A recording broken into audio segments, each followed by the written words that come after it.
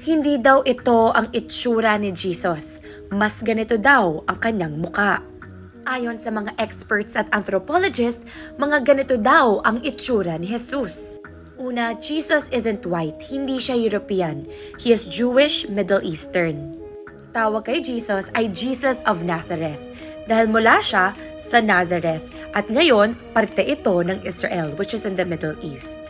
Sinuri ng mga experts ang mga skulls at paintings archaeological dig sites sa Israel.